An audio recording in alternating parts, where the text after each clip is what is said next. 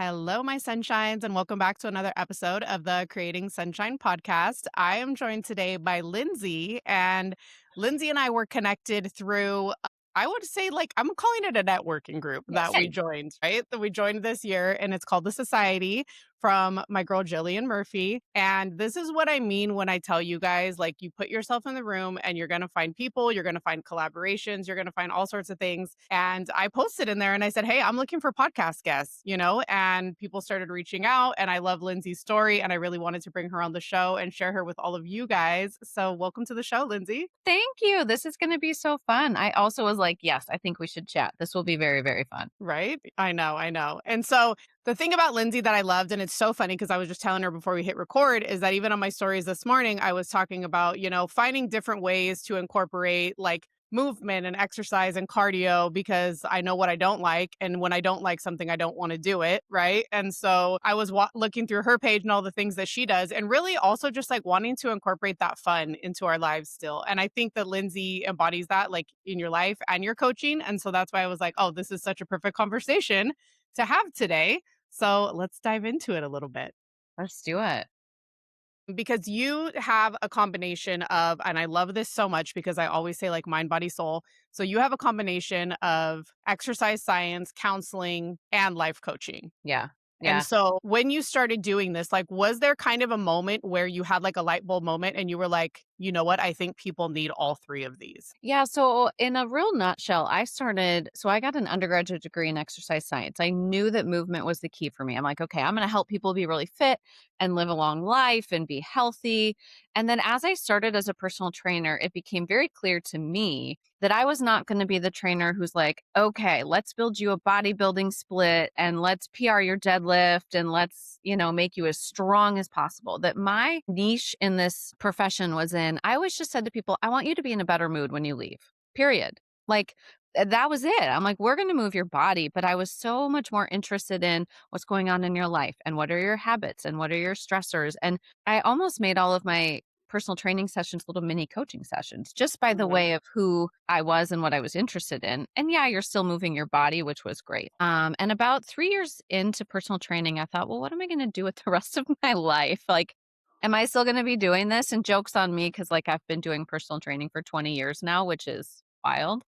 But I thought, I think my next step is to be a therapist. Like, I'm genuinely more interested in the mind, the life, and just sort of this other half of it. And then I did an entire master's degree in counseling, and I was like, I don't know if that's the path. I don't think I want to be a therapist in the traditional sense. I Yeah. didn't want to be in a chair in a traditional therapy practice. And what I really was interested in was this proactive approach to where are you at in your life right now and how do we move forward? And that's not to ignore the past. And I like to tell people I have just enough extra juice behind my life coaching because I have all this therapy background that I can really see what is important from your past, but we're not going to stay there. We're going to say things like, "Do you see how this is impacting your life now?"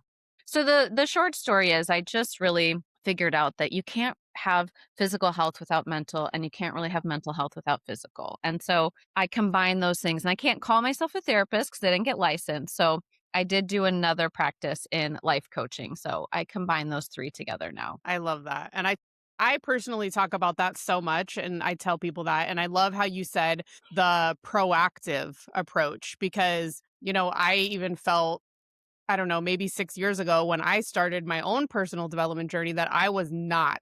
I thought I was in charge. I thought I was like, control of my life. But now looking back, I'm like, I was just reacting to everything, Yeah. everything that had happened in my past, everything that was happening day to day.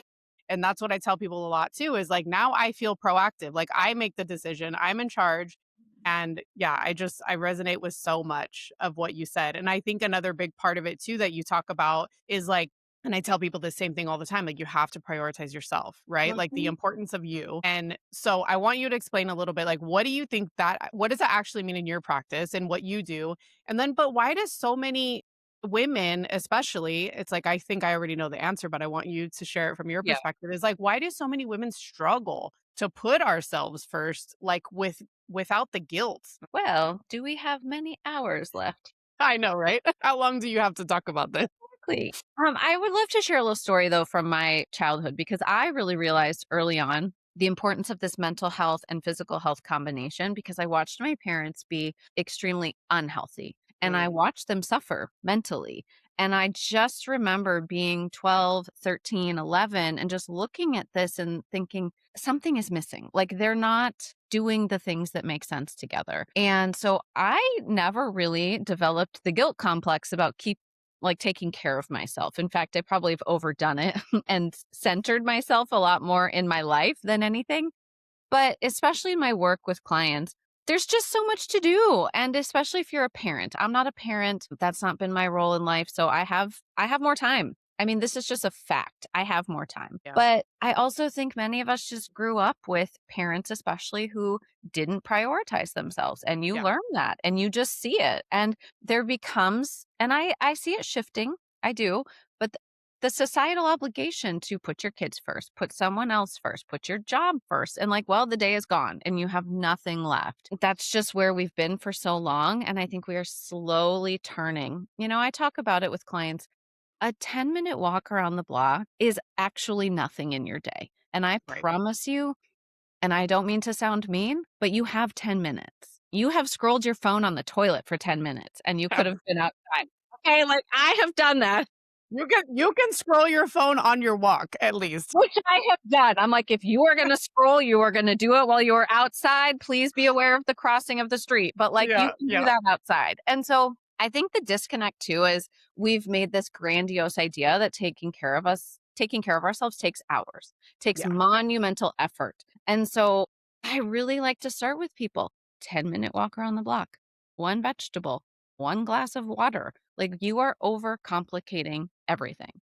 Mhm. Pare it down, and then it will roll. But if you don't pull it back to start, you are overwhelmed. Do you think that a walk has to be 3 miles? Do you think you have to have a perfectly chopped salad every day? Just no, you Yeah. don't. I love that. I love that. Just a small step because we tend to overthink, right? We overthink, we overcomplicate, and it's like that whole time we're overthinking and overcomplicating, we could have been walking around the block. Can I share a story about walking? This is almost a little embarrassing as a fitness professional. It was kind of like post COVID where people were like back to work, but some not. And I remember being in my house doing a lot of virtual work. And I was like, I should go for a walk.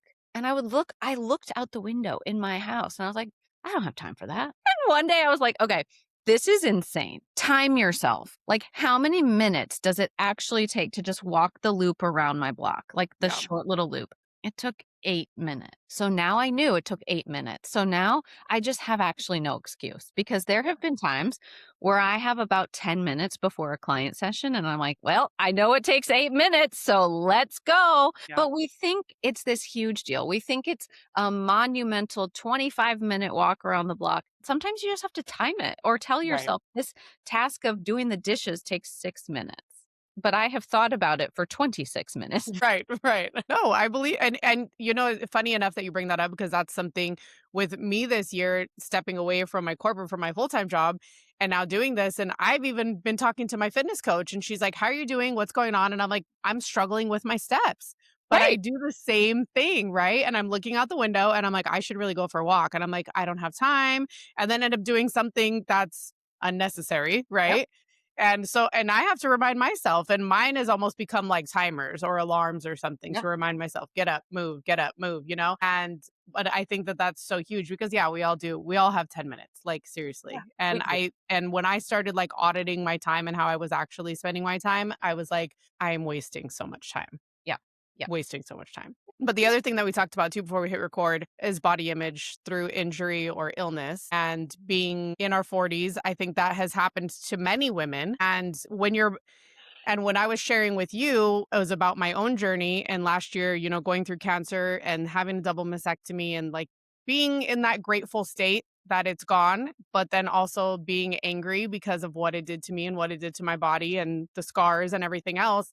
But I guess my question is when your body changes in ways that maybe you didn't choose, maybe you get injured, you get ill or something, like how do you help people start to rebuild their relationship with it? Again, do we have 5 days to talk about this? I know, Okay. I know. So, I have to say, though, I spent 20 years from probably 18 to 20 to 38 being like, I'm very athletic. I'm gonna Mhm. stave off this is great. Like, I have created this life where, like, I'm untouchable, basically. I was like, I'm racing. I used to do a lot of obstacle course racing. I used to run. I used to do all these things. And my parents have had, like, every joint replaced in their body. Like, my genetics and my joints are not good. And I thought, that's Same. fine. I've got this. Like, I'm good. And I also would hear my clients tell me things about, like, your body after 40. And I was sort of like, I don't believe you. Like, Mhm. I'll be different. I'll be different. Oh, no, no, no, no, no, no.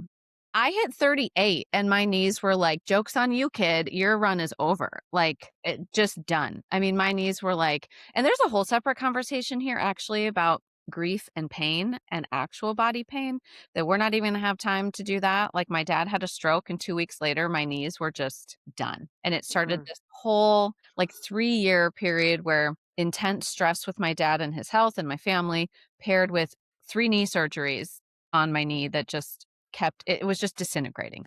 But to answer your question, I finally asked myself, and I gained 25 pounds, like the stress, the knees, the change of identity of what I was doing for exercise, like truly everything just came crumbling down. And I remember I asked myself, in terms of my body, if nothing changed from this body, like Mhm. I never lost a pound, I never changed my shape, would I be okay? And honestly, for the first time in my life, at the highest weight that I'd been, and this is from a person who's been obsessed with being skinny their whole life. Like, you just write me as a 90s child and you know where I ended up. Mhm. And I just finally looked at myself and I said, I'd be fine. I can just accept this truly, and then I'll make a decision. But without that sort of acceptance, I knew I couldn't move forward because I had fought the battle of my body for my entire life. Never good enough, never skinny enough, never fit enough, just blah, blah, blah, blah, blah. And I think paired with my dad's health, I looked at it and I said, it's really not about what it looks like ultimately. Like, he died Yeah. of lifestyle related obesity issues, period. And so it became more health focused. And I think Mhm. some of that does just shift the older you get, which I told my clients, you were right. You were right. Yes. Okay. And I just also was like, you have to change your approach. Like, there's no other answer here. I just kept fighting it. Like, I can do the same thing I used to do. I'm just going to keep trying to run. And my knees were like, no, you're not. Like, I don't know how many surgeries you wanna have until you figure this out, and Yeah. so, I think some of it is baseline just acceptance. Like, this is where I'm at today, and if nothing changes, can I be okay? And if the answer is no, like, you don't have to say yes, like, the answer can be, "No, I'm not okay with this." That also can provide you a direction. I just had to have the acceptance of a bigger body than I was used to, one that didn't look the way that I was accustomed to, and the interesting thing is I've never been happier. Mhm. Right? Like, it sounds really cliche, but, like, I've never been more at peace with the way my body looks. I've never been less obsessed with it. Those things just sort of, like, melted away, and I was like, "I wanna be healthy, strong," and now I actually wanna get jacked as an over 40 person. Like, now I Same. actually care about my aesthetics in a very different way than I cared about them 10 years ago. Like, please, can I have all the muscle? Can I actually look like I lift weights now? And it's just so different. Like, what happens to your brain after 40? It's very weird. I woke up and I was over 40. It is. It is different, and I same. I resonate with a lot of what you said. We same thing. Went through a lot of things with my family, and I think that the stress of that is probably part of what was causing me to get sick, Yeah. and I mean, because I wasn't probably managing the stress the way that I should have been. I wasn't releasing my emotions. I wasn't doing all of the things that I know how to do now. And it will physically manifest itself in your body if you don't take care of it. Like, I learned that definitely from that. And also, I think the acceptance piece is a big thing because I do remember that, and I remember looking in the mirror, and one of my doctors told me, she said, "No one is gonna look at their breasts as much as somebody that's had breast cancer." And as soon as she said that, I thought, "You're so right, because I didn't even look before. I didn't even care before." And now, but it was that acceptance piece that was like, "You know what?" And also as time goes on, scars fade, things like that. Yeah. And I thought, and I really had to remind myself, like, I started looking at like these are battle wounds right here, you know? Like this is something to be proud of. This is what I fought through. This is not something Yeah. to hide. So, I mean, this summer even I told my daughter I said, "We're going bathing suit shopping because I am going to be on the beach and I'm not talking like string bikini like booty hanging out or Oh, anything, but you know what? It's like what are we waiting for, you mhm. know, to have fun and to hide. And also I have daughters. I have 2 little girls. And this has been really, really heavy on my heart is the way that I look at myself and the way that I talk to myself and the way that I portray myself Yeah. that they are seeing that and they're witnessing that. And that's why it's so much more important now for me to actually, you know, accept myself and my body in the way that it is because I mean, they're literally like looking at me every Yeah. single second, and that is going to shape and form the way that they feel about themselves growing up. Well, and what's so important about that is I learned everything about how to hate my body from my mother, but she never Exactly. said she hated her body. She never said that. I know she was very careful about what she said, Mhm. but I could feel it. Like, I could Yeah. just feel it, and I could see her actions and her constant diets and her I could just see everything. So if you're a mother of daughters and sons, of course, but, like, it's not just the words you're saying. It's like Right. you said, it's how you're carrying your body, it's how you go to the beach in a bathing suit and you walk in confidently. Yep. It's not just what you're saying, and that's really important. So, so important. And it just I it weighs on me so much and I think about it a lot, but I can already see it. My oldest is 12, my youngest is 8, and I can already see the confidence that they have is a lot more than I ever had, Yeah, you know, and I'm like, "Okay, we gotta keep it going. Well, gotta keep it going because they learn from us, you know, and they they do. they look up to me, they respect me, they love me, I'm their mom, and at the end of the day, I'm like, "Okay, this is so much bigger than me." I think it is the biggest thing now, like and not just for them, but for my own clients, you know, for the people that I'm coaching, for the people when I'm speaking on stage. Oh, it's like, it can't just be like a nice to say thing, like, you Yeah. literally have to embody it. Can I share another small story that I Of just thought of? course. So, I shared this with a trainer who was posting one day about exercising when your kids are little, especially, and like making time. Kind of your first question of like, how do you make time for this self Mhm, care, especially in this world where we're so busy? And really, if you have kids, like you are very busy. That is mhm, very true. When I was really young, we would go on bike rides after dinner. Like I would ride my bike, and my mom, maybe my dad, I don't really remember because I was 5 and under, I think, and we would go every night after dinner in my mind. Maybe it wasn't every night. And I can still remember the exact route and like where I would sit on my bike and like wait for them to catch up. I would go with my mom to aerobics classes. Like I would sit there on the side and I would go with her. And then it just stopped because life got busy. There were more kids. She didn't have time. It wasn't a priority. And I guarantee you, her stopping was more damaging than any continuation of her exercise that she would have thought took away from the family. Or had we continued those walks even for 10 minutes around the block. And I'm sure that was really hard to think like, do I even have the energy to take my family out when I've got 3 young kids? mhm. I'm not knocking that, but I have such distinct memories of it stopping That's interesting. instead of my mom continued to take care of herself or we as a family stayed active. We Mhm. didn't. We didn't. And Yeah. then I got to that point, like I said, when I was about 12 and I looked around and I thought, something is really wrong Mhm. here because they're very unhappy. They're very unwell. So, I mean, I wouldn't change anything from my life because I have this career and this mindset now, Right, right, but in terms of, like, can you prioritize it, especially if you have kids? I'm like, "Yes, please." Like, they right. will remember that you took care of yourself. They will remember that you were an active family. They will Mhm. remember that walking is really good for you or walking is really fun. When our niece and nephew come to visit, we're like, "Okay, we're going on a fart walk." That's what we call it, right after dinner, like a digestion fart walk. They think it's the funniest thing on the planet. The next night, "Are we going on a fart walk?" "Yes."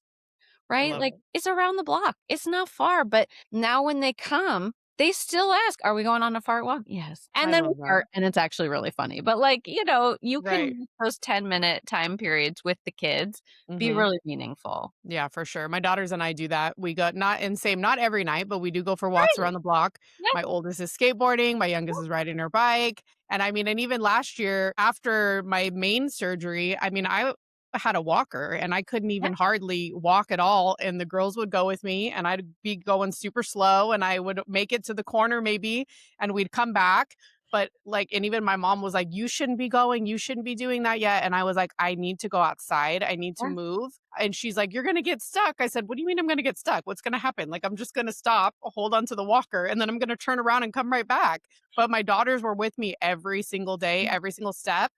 And like, "Are you okay, mom? Do you wanna stop? Do you need to stop? Are we good?" And like, but also like encouraging me. And one time I was Mhm. with my youngest, not even my oldest, because I think she was at a friend's house or something. And I remember being with my youngest and she goes, "Mom, I think you can go all the way around the block today." And I was like, "You know what? I think I can."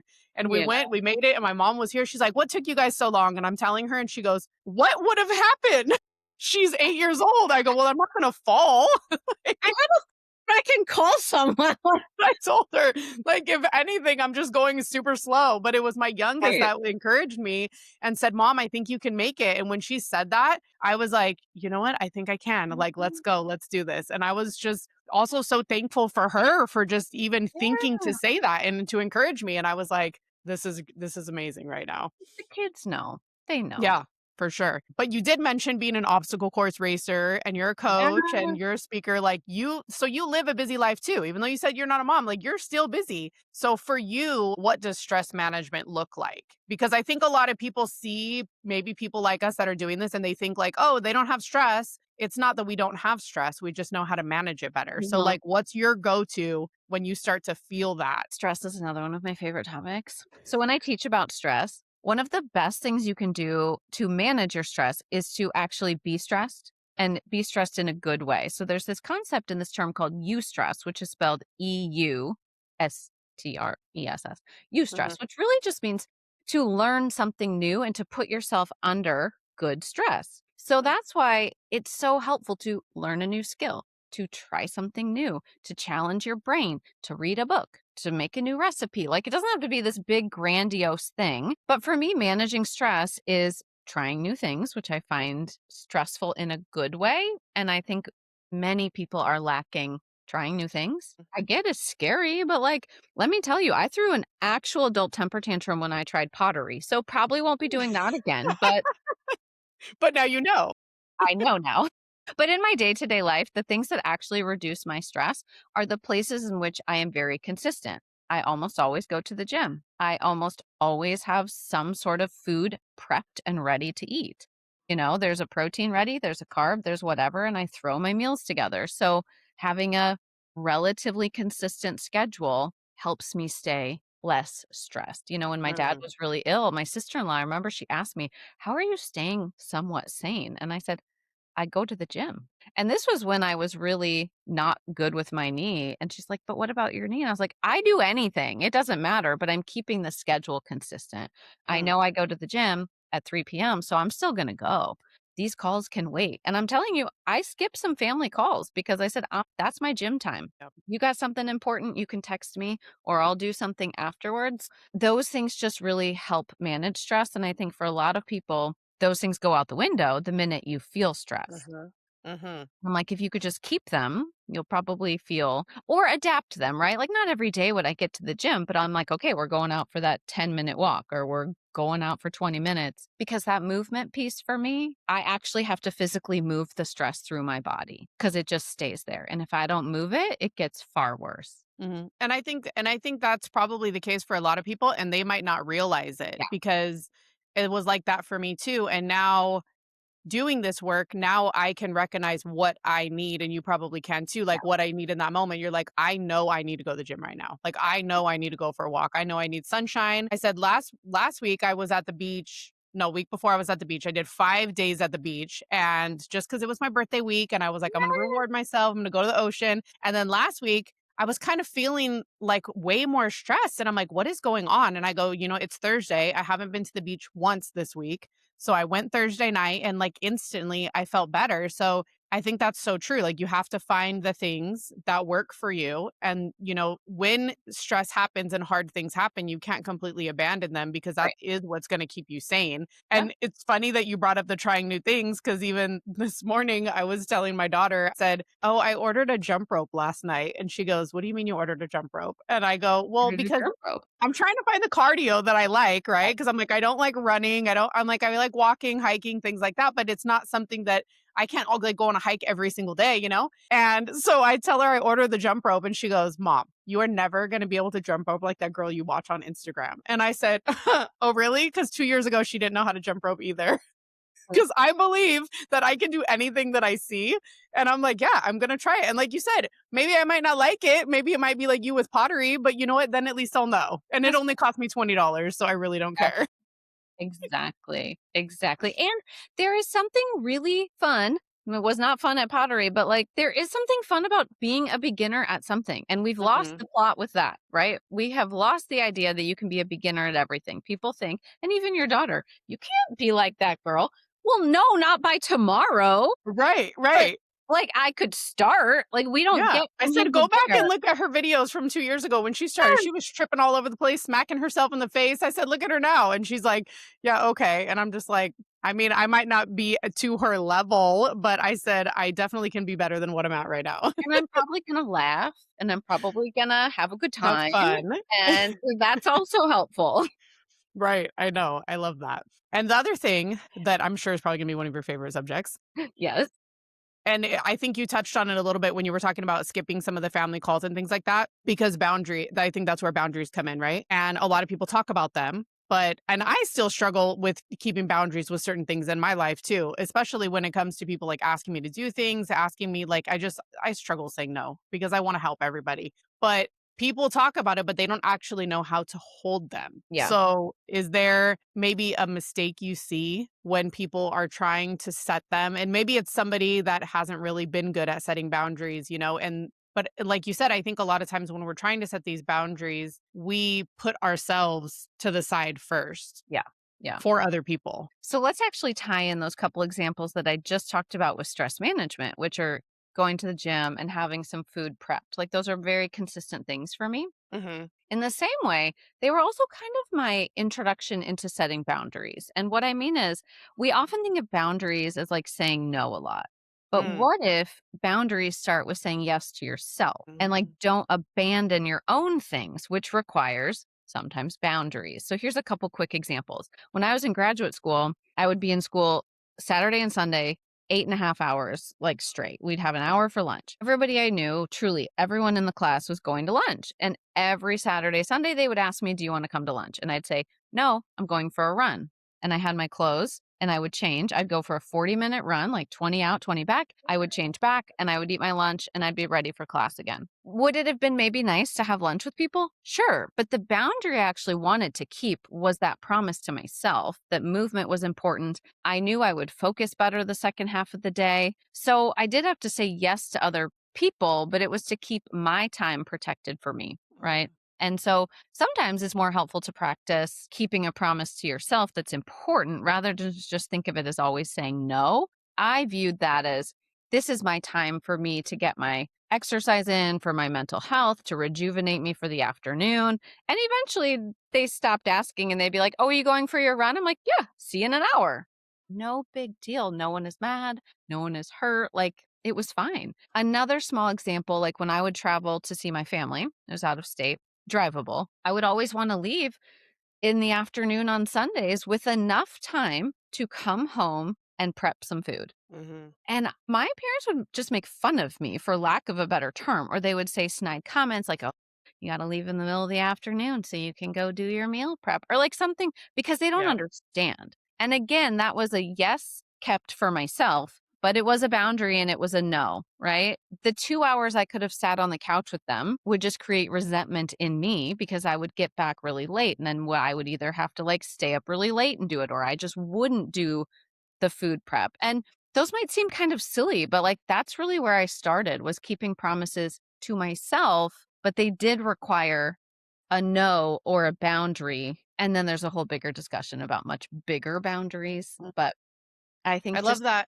I yeah, love that reframe of it though, because you're not looking at it as just saying no to other people. You're looking at it as saying yes to yourself. And right. also, I mean, and we connect on that with the parents too, because let me tell you, like my parents do not understand what I do. They do not. But also, I have to sit back and look at it that most of this, of what we do now, didn't exist No. when they were growing up and everything. So it's unfamiliar to them, you know, Yeah. the whole podcast and social media and speaking and people Even just actually with making money friends. Like doing you things like said, this. exactly. The And pretend world so over here. right. So I have to remind myself of that when I also get the comments and I also get, the remarks and things like that. I just have to kind of let it roll off, Yeah. say yes to myself. But I do love that reframe because then it doesn't make it seem like it's such a harsh negative thing. It's like all I'm doing is I'm saying yes to myself. So if that means I'm saying no to other people in the process, then so be it. And I would find myself more present in the 4 hours I'm there Mhm.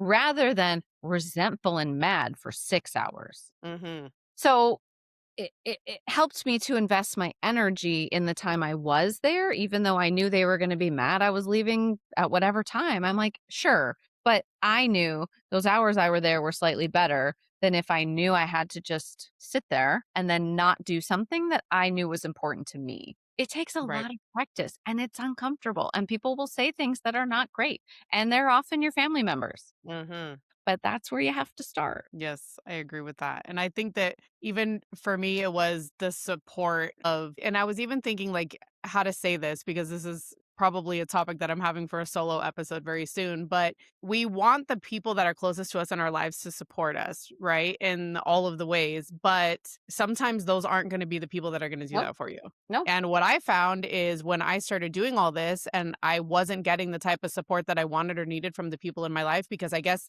I'm expecting them to change for some reason, then they've never been that way. But it required me hiring people to do that for me because yes. I also had to put skin in the game for myself because otherwise I knew I would do like what you've already talked about is I would not prioritize myself and I would not make it important. But when I put money on the line and I had skin in the game, you bet I was showing up. Mhm. And I think that some people have to come to that hard truth, and like you said, there's people in your life that this is unfamiliar to them and they're not on the same path as you. I think is what makes it that they don't understand because we are changing, we're growing, we're evolving, we're prioritizing ourselves and they're like, what the heck is going on? Also, I'll say this, like, I lived this life because I watched them live a life I don't want. I don't wanna wait Mhm. till I'm 65 to enjoy my time. I'm not waiting. I may have to work until I'm dead, but that's fine because Same. along the way, I will make choices about how I spend my time. I will go out of town when I wanna go out of town, and I will live as if I am semi-retired right now because that's my parents retired, they lost their health, and then my dad died. Like that, I mean, it just ends that way for a lot of people. And that rubs a lot of people the wrong way when you make choices that they either didn't have the option to, which I'll be honest, this is not an option to your point. This lifestyle was not one people had 40 years ago. 100%. So they're upset and bothered because we get the freedom that they never had, right? We're making different choices than they felt they could make. So there's a Mhm. lot of resentment that comes from their own personal view. And I Mhm. think when you start to realize that, you become a little more compassionate on it. And you're like, okay, I do get it. And then you start to not expect the full support in the way that maybe you Mhm. wanted it. But a lot of it's because we chose a different path. Yep, 100%. I agree with all of that.